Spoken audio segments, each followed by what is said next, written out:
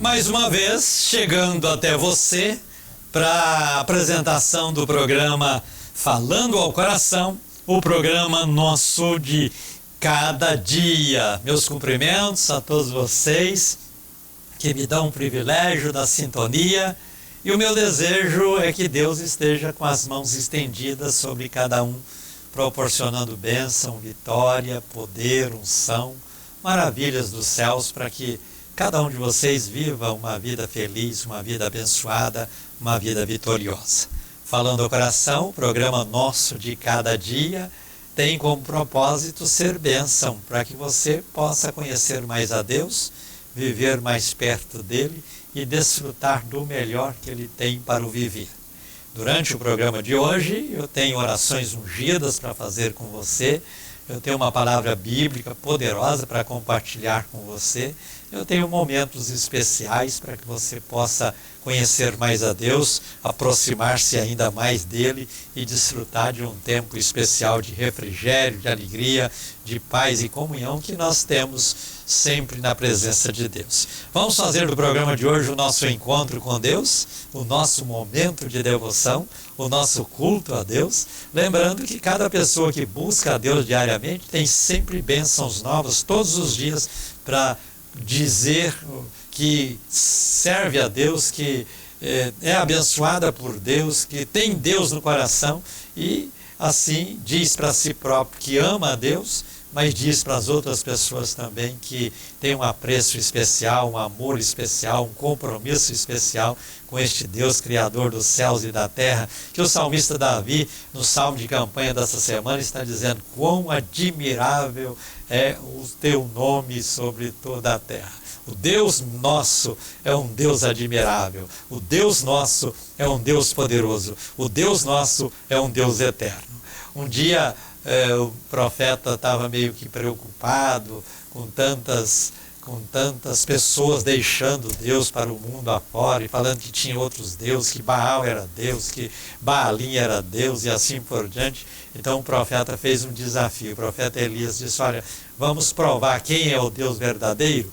E eles toparam: tá, vamos provar. Então ele disse: o que responder com fogo é o Deus verdadeiro. Aí Elias disse para os profetas de Baal: prepare aí um altar e vocês clamam para Baal. Se ele responder com fogo, ele é o Deus verdadeiro. Mas se vocês, ao clamarem, não forem ouvidos pelo Deus de vocês, eu vou clamar ao meu Deus e ele vai me ouvir. E aí fica provado que ele é o Deus único, poderoso, eterno e verdadeiro. E não foi diferente, não foi diferente. Quando os profetas de Baal prepararam o altar, o Elias então ficou sentado ali na sombra, dizendo para ele: tá, põe tudo aí, joga água no... aliás, coloca tudo, coloca a lenha, coloca tudo organizado e pede para derramar fogo. Aí eles organizaram o altar e tal, de repente eles começaram a orar e clamaram, e Elias falava: clama mais, fala mais alto. E eles clamavam, eles gritavam: Baal, responda, responda, responda, manda fogo para queimar o altar. Nós queremos provar que o Senhor Baal é o nosso Deus, é o único Deus poderoso que responde como fogo. E eles clamaram várias e várias horas e nada aconteceu. Aí eles se retalharam o corpo, porque tem muita gente que pensa assim: se eu cortar no corpo, se eu derramar o meu sangue, se eu fizer um sacrifício aí, às vezes até meio louco, eu vou chamar a atenção de Deus para mim. Nada resolveu. Quando eles estavam lá, já caídos por terra, ensanguentados, frágeis, de tanto gritar naquele sol quente pelo Deus deles e não serem ouvidos, eles pararam, desistiram, falaram: agora chegou a minha vez. Aí Elias falou: vamos jogar água aqui no altar. Jogou um balde d'água, 2 baldes d'água, jogou mais água, joga mais água, para que ficasse tudo molhado, para dizer: impossível pegar fogo num sacrifício tão molhado como este. Aí o Elias orou. A oração que ele fez foi uma oração de 30 e poucas palavras, uma oração curta. E naquela hora que ele orou, ele disse: Senhor, responda agora e mostra para essas pessoas que tu és o Deus poderoso que atende quando é clamado, quando é buscado.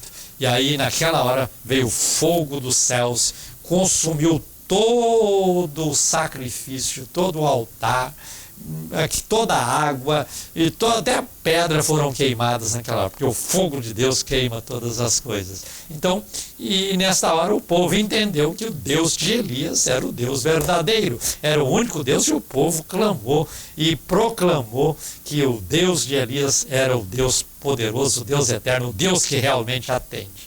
A primeira oração que eu faço no programa é a oração onde eu peço a recompensa de Deus na vida de cada pessoa que me ajuda financeiramente a manter o programa no ar.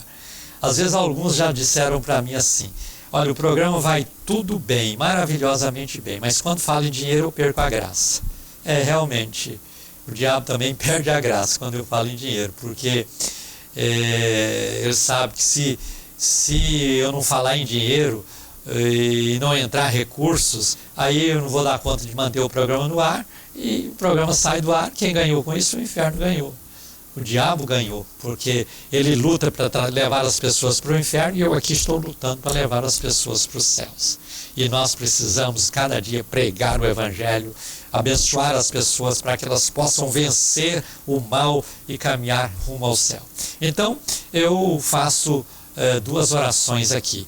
A primeira é essa, é pedindo a Deus para recompensar você que contribui, você que me ajuda financeiramente a manter este programa no ar. Eu louvo a Deus pela sua contribuição, louvo a Deus por você ter este compromisso comigo de me ajudar a fazer esta obra evangelística, missionária, que tem como propósito abençoar vidas pelo mundo afora.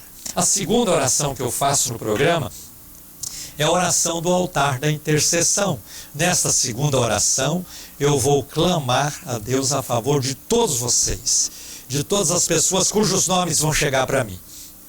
Então, se você quiser ter o seu nome apresentado diante de Deus no altar da intercessão, é só entrar em contato conosco, passar o seu nome, quantos nomes você quiser passar, e nós vamos orar juntos, e a glória de Deus vai manifestar, o Deus de Elias vai responder, e o milagre vai acontecer, e a vitória vai chegar, e você será ricamente abençoado por Deus. Então vamos juntos nesta caminhada, sabendo que Deus tem poder sobre todas as coisas. Quer tornar-se um evangelista associado? Quer colocar o seu nome no altar da intercessão? Veja aí na tela 2 números de telefone. Um deles é o nosso fixo e o outro é o nosso WhatsApp. Se você tem o WhatsApp, faça tudo pelo WhatsApp, por escrito de preferência. Aí manda uma mensagem dizendo: eu quero também contribuir com o programa. Alguém vai entrar em contato com você. Eu quero que o meu nome seja apresentado no altar da intercessão. Então passa o seu nome. E se você quiser incluir outros nomes, inclua aí, e nós vamos apresentar vocês diante de Deus. Então tudo isso a gente faz aqui com muita alegria, porque esse é o nosso propósito, ser bênção para que a cada dia você seja poderosamente abençoado por Deus. Nós queremos abençoar você, ajudar você, orientar você e conduzir você a chegar mais perto de Deus e viver uma vida de comunhão com Ele e desfrutar destas bênçãos gloriosas e preciosas. Eu quero dar graças a Deus por você que é um evangélico, um cristão evangélico e que me dá o privilégio da sintonia, você que é católico, você que é espírita, você que diz que não tem religião nenhuma, você até que diz que não crê em Deus, eu te agradeço por me assistir. Agora tem uma coisa, se você continuar me assistindo, você que fala que não crê que Deus existe, se você continuar me assistindo, você vai ser convencido pelo Espírito Santo que Deus existe e que ama você e quer fazer de você uma nova criatura para que você seja muito melhor do que tem sido, muito maior do que tem sido, muito mais ilustre do que tem sido e viver assim uma vida feliz, abençoada e vitoriosa. Estou esperando, seu nome para ser apresentado no altar da intercessão. Estou esperando você entrar em contato comigo para me ajudar financeiramente a manter esse programa no ar. E isso tudo vai ser recompensa de Deus na vida de cada um. E vocês se sentirão assim participantes desta obra.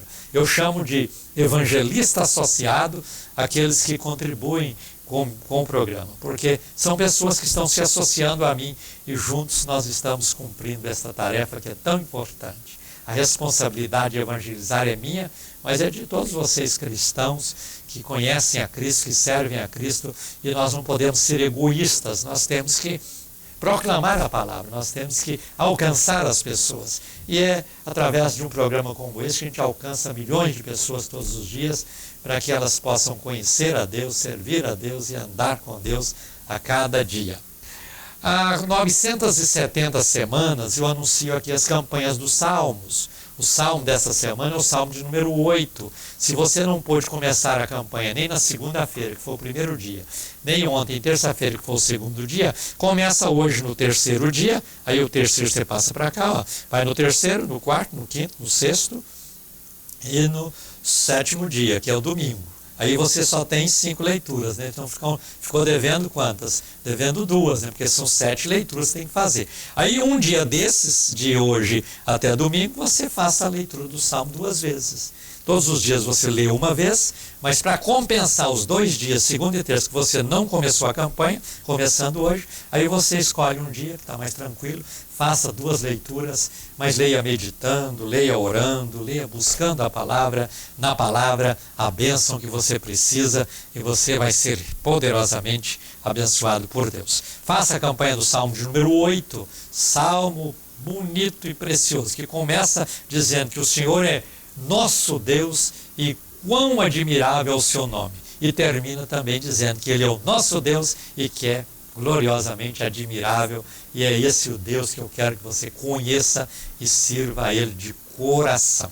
Hoje é quarta-feira, e quarta-feira nós temos aqui o nosso culto de meio de semana, que tem sido uma bênção. E eu convido você para estar conosco. Começa às 7h30 da noite e vai até às 9h. Então, olha, nesse período de 1h30, nós temos a oportunidade de honrar a Deus, servir a Deus, buscar a Deus. Se você mora longe, não pode vir presencialmente, então entra no YouTube, procura lá Falando ao Coração, e você, de onde estiver, assiste conosco e participa conosco deste culto maravilhoso que acontece toda quarta-feira aqui na Betel.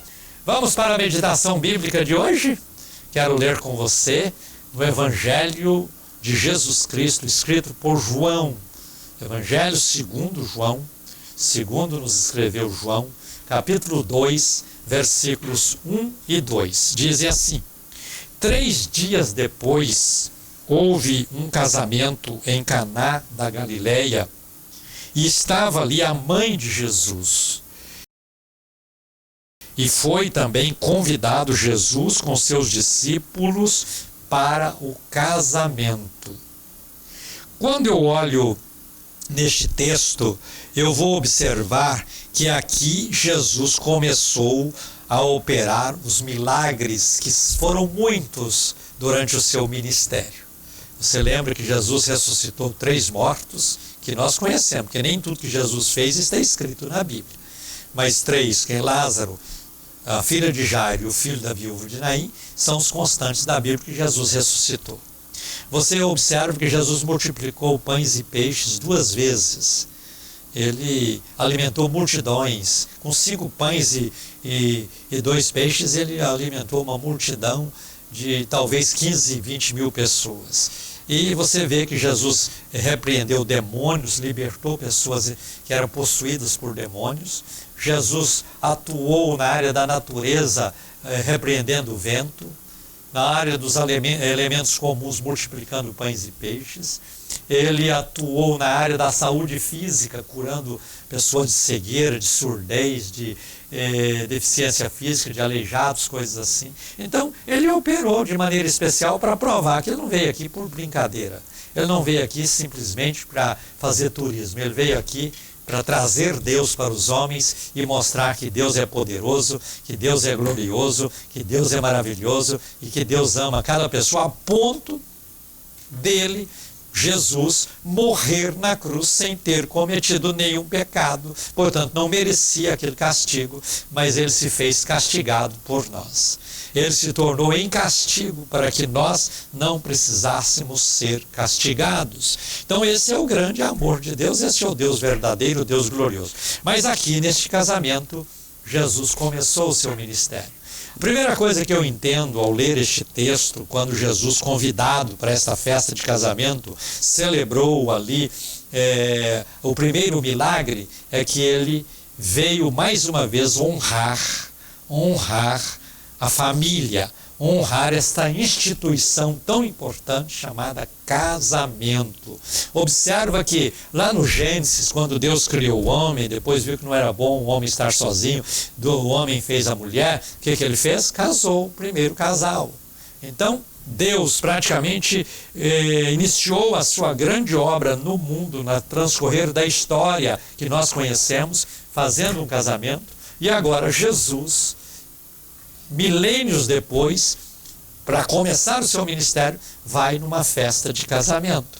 E tem alguém que está dizendo por aí que família é uma instituição atrasada, é uma instituição vencida, uma instituição que precisa ser mudada. Não tem como. O próprio Jesus estava dizendo, olha, eu vou numa festa de casamento para dizer que casamento é de Deus, casamento é uma instituição divina, casamento é necessário entre as pessoas para que elas possam dar continuidade à raça humana, e tudo isso através do casamento. Mas pode ser fora do casamento? Pode, mas aí não tem aquele equilíbrio necessário de marido e mulher, de pai e mãe, criando os filhos para fazer deles pessoas honradas, abençoadas e vitoriosas. Então Jesus vai até Caná, nessa casa onde ele veio celebrar, ou seja, honrar a celebração de um casamento.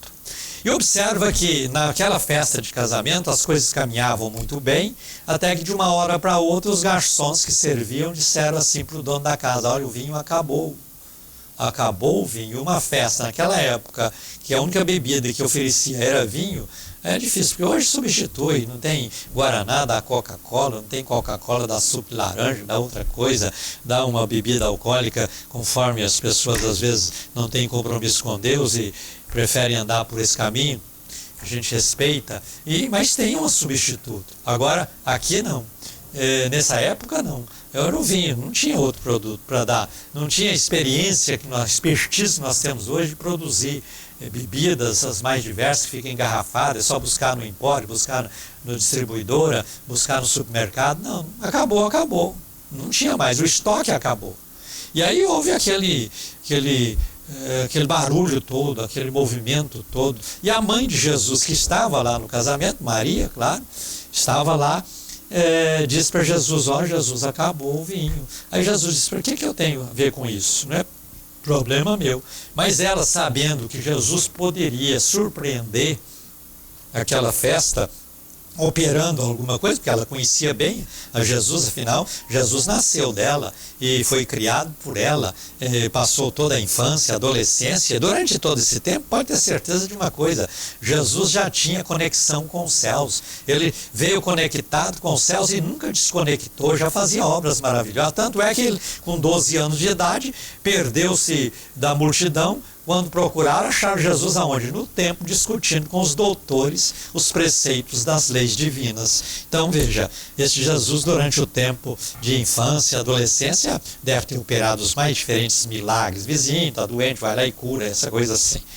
Não está escrito, claro, mas nós podemos deduzir que isso deveria ter acontecido, tanto é que Maria disse para Jesus, olha, acabou o vinho, ou seja, tem um problema aí, e o senhor, você que resolve o problema, entra em ação, faz a obra. Mas aí, vai de lá, vai de cá, e Jesus entendeu o dilema daquela família, e disse para os garçons, trazei talhas para mim. Aí eles trouxeram 3 talhas, 6 talhas, meia dúzia de talhas. Trouxeram as talhas, falei, enche todas essas talhas de água. Eles encheram. Aí quando estava todas cheias, completo, olhou, está tudo certinho, falou, agora dá para o povo. Ele não falou, dá vinho para o povo. Ele falou assim, da água que vocês colocaram nas talhas, ofereça para o povo. E aí, naquela hora, os garçons, talvez com aquele sorrisinho amarelo, sem graça, não tem outra coisa, vamos dar água para o povo. Serve a água, põe no copo, oferece para a pessoa. O primeiro que pega, bebe, degusta e faz uma cara de surpresa. E o segundo também. E o comentário que surgiu na boca de todos que estavam ali é o seguinte, ó, esse dono dessa casa aqui é diferente. Normalmente, quando vamos numa festa, serve-se o vinho de melhor qualidade no início e deixa aquele com qualidade menor para o final, porque as pessoas já estão para lá de Bagdá, então não vão notar muita diferença. Mas naquela hora, Ele está dizendo, este homem aqui, ele serviu o menos bom no início e está servindo o ótimo agora no final. Não sabendo eles que era água transformada em vinho. Mas veja, esse é o milagre operado por Jesus. Transformou a água em vinho, foi o primeiro milagre. Agora vamos tirar algumas lições importantes deste texto? Me acompanha na minha meditação. A primeira coisa que vai dizer o texto é que 3 dias depois Jesus foi a Caná. Preparei, 3 dias depois. Depois vai dizer que tinha 6 talhas. Depois vai dizer que transformou a água em vinho. 3 coisas, não dá tempo de meditar mais a não ser nessas 3 coisas. Vamos pensar juntos, olha, 3 dias depois. O que você vai encontrar em 3 dias depois na Bíblia? Jesus morreu numa sexta-feira. Nesse mesmo dia foi tirado da cruz e sepultado. Passou na sepultura o restante da sexta, primeiro dia, o sábado, segundo dia. E no início do terceiro dia, pela manhã de madrugada, ele ressuscitou. Então, 3 dias depois, aquele Cristo que veio tomando a forma humana, morreu naquela cruz, está vivo outra vez, e ele mesmo diz, todo o poder me é dado no céu e na terra. Então, esses 3 dias aqui têm conexão, porque Jesus veio a este mundo, não foi só para fazer uma obra material, ele usou o material para mostrar o espiritual. E aqui ele transformou água em vinho, porque o propósito dele, depois que ele ressuscitou, apesar de ele ter pregado já para tanta gente, mas foi depois da ressurreição que o Evangelho entrou de sola mesmo para transformar as pessoas em novas criaturas. Porque o Evangelho é poder de Deus para a salvação de todo aquele que crê, diz Paulo aos Romanos. Então nós precisamos de entender isso. 3 dias depois, Jesus operou aquele milagre. E 3 dias depois de morto, ele ressuscitou para operar grandes milagres em cada vida. E ele, com isso, pode dizer, vinde a mim todos os que estáis cansados e oprimidos, e eu vos aliviarei. Por isso a Bíblia diz que aquele que está em Cristo é nova criatura, porque Jesus está com a capacidade chancelada, porque ele venceu a morte, ressuscitando para nunca mais morrer, e só quem está vivo pode fazer coisas maravilhosas como tem feito nos dias de hoje. Mas veja aqui fala de 6 talhas. O número 6, ele se relaciona com o ser humano. O número 7 aponta para Deus, o número da perfeição. Mas o número 6 relaciona com o homem. Foi no 6º dia que o homem foi criado. E nós estamos vivendo o 6º milênio, então nós estamos vivendo o século ou o milênio dos homens, quando a ciência multiplicou, o homem cresceu, o homem desenvolveu, coisa extraordinária. E nós estamos vivendo esse tempo, o tempo do 6º homem. E quando olhamos para a Bíblia, nós vemos que no final do 6º dia da criação, quando fez o homem, veio o sábado, que é o dia do descanso. E nós conhecemos no transcorrer da história, nós estamos no tempo de vida do homem, 6.000 períodos, ou posso dizer 6.000 anos, ou posso dizer 6.000 dias, ou posso dizer 6 dias, porque um dia para nós e 1.000 para Deus não tem muita diferença. Então, são períodos. Então, nesses 6 períodos, nós estamos vivendo o final do 6º período. Começando lá de Adão até hoje, nós temos o final desses 6 períodos. E aí, isso aí indica uma situação profética, que depois desses 6 milênios da história da humanidade, ou esses 6 períodos, virá o 7º dia, que é o dia do descanso, sábado, será o milênio. O milênio virá depois do arrebatamento da igreja. Tem um arrebatamento, tem os 7 anos de grande tribulação, depois Jesus vem à terra outra vez, não para arrebatar, porque já arrebatou, mas ele vem acompanhado da igreja para preparar o ser humano para viver o milênio, que será 1.000 anos de paz, 1.000 anos de prosperidade, 1.000 anos de vitória, 1.000 anos de grandes bênçãos, para depois, no final das coisas, aqueles que afastaram de Deus, que não quiseram saber de Deus, serem lançados para sempre no inferno, e os outros viverem para sempre na presença de Deus. Então, esse trecho que conta a história deste milagre tem várias junções proféticas importantes para nós entendermos a história da humanidade. Então veja, nós temos tudo isso aqui. Então no